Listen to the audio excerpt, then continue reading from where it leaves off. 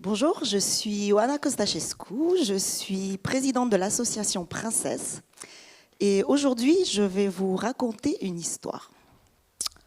C'est l'histoire de 10 femmes habitant la région bordelaise et convaincues que l'estime de soi, c'est la clé de toute insertion sociale et professionnelle. Fortes de ce constat, elles ont décidé d'unir leurs forces, leurs compétences pour créer l'association Princesse qui porte un projet un peu original, créer un institut de beauté inclusif et solidaire. Première entreprise d'insertion sur ce champ d'activité. Cet institut donc, a 3 objectifs principaux. Le premier, c'est avant tout de créer une activité économique viable en proposant des soins d'esthétique et de bien-être traditionnels de qualité à un public classique. Deuxième objectif, c'est d'accompagner vers l'emploi des femmes qui en sont éloignées sur les métiers de l'esthétique et du bien-être par le biais d'un contrat d'insertion et d'un accompagnement socio-professionnel. Et puis, troisième objectif, c'est d'offrir des soins très spécifiques de bien-être permettant de reconstruire l'estime de soi pour des publics très fragilisés à travers la socio-esthétique.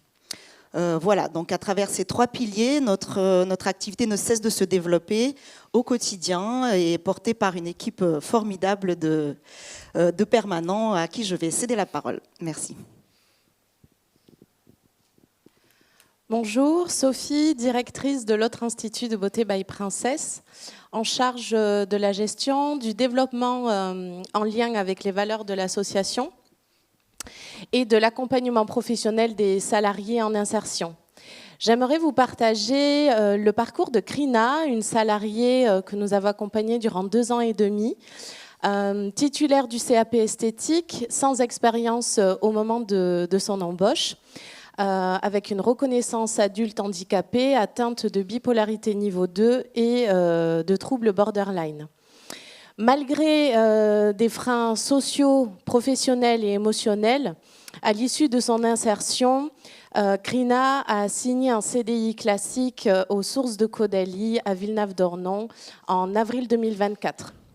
C'est grâce à un accompagnement global personnalisé, un cadre de travail sécurisant, une bienveillance de la part de notre clientèle que nous avons pu réaliser son rêve.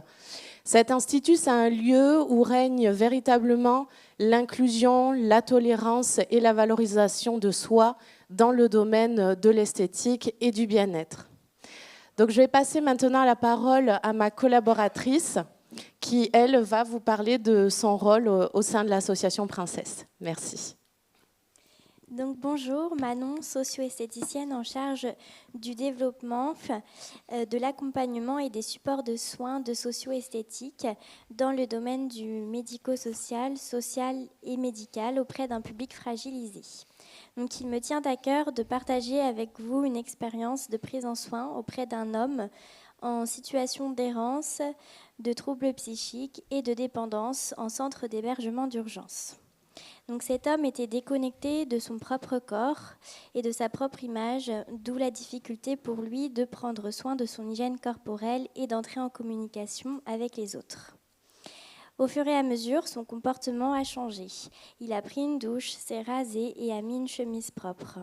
Il me regardait dans les yeux et a pu exprimer ses sentiments, son vécu et ses centres d'intérêt. Donc la socio-esthétique est un processus qui va de la réconciliation du corps à la reconnaissance identitaire de toute personne humaine. Donc mes collaboratrices et moi se joignent à vous pour vous remercier de votre écoute.